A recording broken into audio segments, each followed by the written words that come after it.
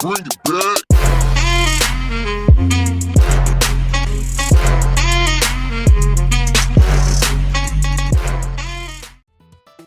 Welcome. This is the Lemon Fresh Experience, covering some new video game news on a long overdue sequel coming out for a classic game. Well, less overdue. Maybe the words I should use is completely unasked for. But hey, we're gamers, we're consumers, we're American. What won't we buy? That's why long-forgotten Shaq Fu is getting a sequel. Shaq Fu, A Legend Reborn. It's getting released this June for PC, PS4, Xbox One, and the Switch. Wait, you don't remember the original Shaq Fu from 1994? On the Genesis?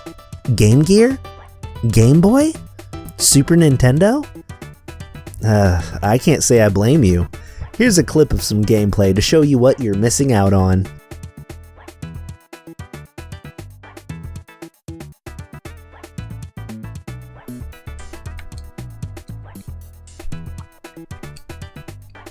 What's that button do? Okay, so that's like a strike. Okay, all these kicks.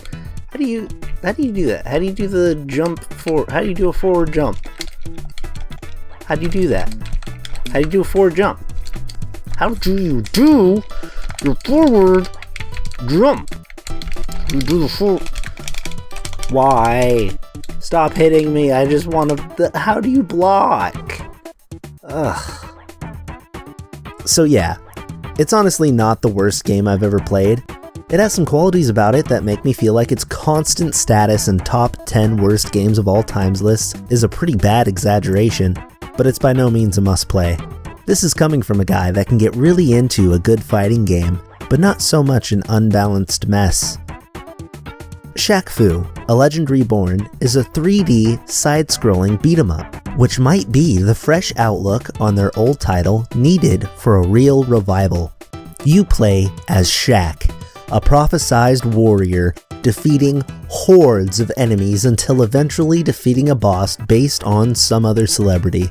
All of it with the intent to beat the professional bad guy, Yen Lo Wang. The bad guys are supposed to be Hollywood-esque and risen from hell, which seems to be befitting of their highly flashy, severely monetized title. Personally, I'd be okay with the fighting game, but understandably, the game is called Shaq Fu, so who should we really want to play as? I know there's characters I liked playing in the 1994 original title, but their presence was arguably completely uncalled for. Taking a look around the internet at Facebook, gaming articles, and their own website, Shaq Fu, A Legend Reborn, or Sfaller for short. I guess Fleur works too. Anyway, it's giving me a weird feeling, like the company behind it, Saber Interactive, is borderlining on being really cool with their fan base by doing things like making one of their fans into a bad guy for the game, and being a cash grab through and through by rehashing a long dead, never asked for game with a lot of gimmicks, including 100 golden SNES cartridges for sale with the new title Shaq Fu, A Legend Reborn on it, and Shaq's own signature. They're $200 each, and the company promises that they're a collector's item that will only increase in value. Okay, I might buy that. But really, a SNES cartridge? There's no way they're going to get a 3D game that's supposed to be on the PS4 and playing it on the SNES. So obviously, it's only existing for looks alone. But Lemon Fresh, obviously you don't understand, so with my IQ of 128 and obvious intellectual superiority stemming from a basic understanding of the world through fluid intelligence, I'll help you grasp these concepts. Obviously, this is just a collector's item. It's not supposed to have any function other than to be a high-valued item. Obviously, by buying this, you are making an investment because collectors will want it down the road since it's very exclusive. Wait. No function? Are you serious? There are plenty of collector's items out there that you shouldn't use, but you obviously can, and that's what makes it cool. This isn't a figurine or a controller, it's an expensive fake. Furthermore, when your business plan depends entirely on a whale of a collector that's for some reason going to value Shaq Fu among his Pokemon plushies, Yu-Gi-Oh cards, and Star Wars Lego collections, then I'm sorry, but this is why Saber Interactive treats customers like they'll buy anything. It's when we'll buy high commodity items with absolutely no value from a company that just slaps a celebrity on a title and calls it good. Shaq says in the end of the trailer, "We won't fool this one up," which is legitimately funny, and I actually believe him. But what exactly does this entail? I mean, the game doesn't have to be a masterpiece. It doesn't need to be a 10 out of 10 game of the year or the next Double Dragon. Honestly, if it was as generic as possible, with solid gameplay and style, it could get by just being a pretty good game because it has flashy celebrities like Shaq, Kenny Smith, Charles Barkley, and Brian Oakley.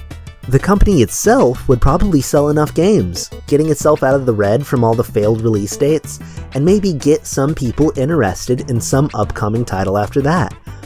But would that really make a brand that warrants spending so much cash on a sequel that admits the first game was of unacceptable quality? The video game market is already so saturated. Will this title really be able to keep value in its collectibles? Listen, I'm not saying don't check out this game. I'm just saying I smell something funny going on in the air that might not even have to do with the company Saber Interactive, but more about what people in our society will actually spend money on, potentially willingly becoming swindled fanboys when we could be spending our money on much better investments. Sorry, I didn't mean to preach for so long. I mean, obviously the game has been in development for a while, and it needs money if it's going to be worked on for that long.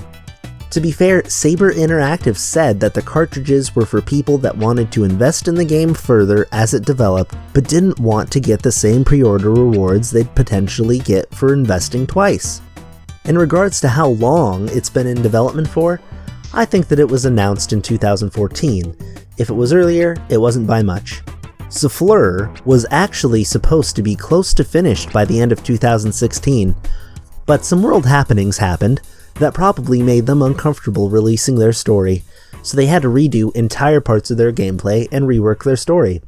This is pretty understandable and not unheard of. After 9/11, parts were cut from movies like Spider-Man that had the two towers in them, and cartoons that had anything to do with flying things close to buildings got cancelled faster than an airport security guard can put lube on his latex glove during a random security check. Don't try to pretend. I saw you looking at it since I got in line. It was supposed to come out for the PS3, Xbox 360, and Wii U, but that was in 2016, and since it's looking to be released June 2018, those consoles would have been pretty much dead in the market, which probably pushed its release date back even further when they had to switch consoles. It boasts that it's pretty comedic, and after watching the trailers, I can tell they're definitely putting the hours in to give it a lot of style. So maybe their lines won't fall flat. Saber Interactive might be one brave company for taking on a title like Shaq Fu and saying, "No, we can take this and make it better. We can succeed. Just you wait and see." And that's pretty admirable. I'll be keeping my ear to the ground about this title, even if it's just out of curiosity for how everything works out. So thank you so much for watching this video. I've put a lot of work into it, and I'm learning something new every single time I make a new video. What do you think about Shaq Fu, A Legend Reborn? Does it have a chance? Leave a comment about what you think, and we might get a little bit more insight into the market through discussion. If there's a video game coming out and you want me to dive into the bowels of the internet to find it, you can leave that in the comments too. I'll put some personal links in the description that I hope you check out, but I'm just glad to be making a lemon fresh video for you. So if you enjoyed it, leave a like, and if you want to keep having the lemon fresh experience, then smash that subscribe button like it's a spider on your pillow. Thanks for watching, and I'll see you next episode.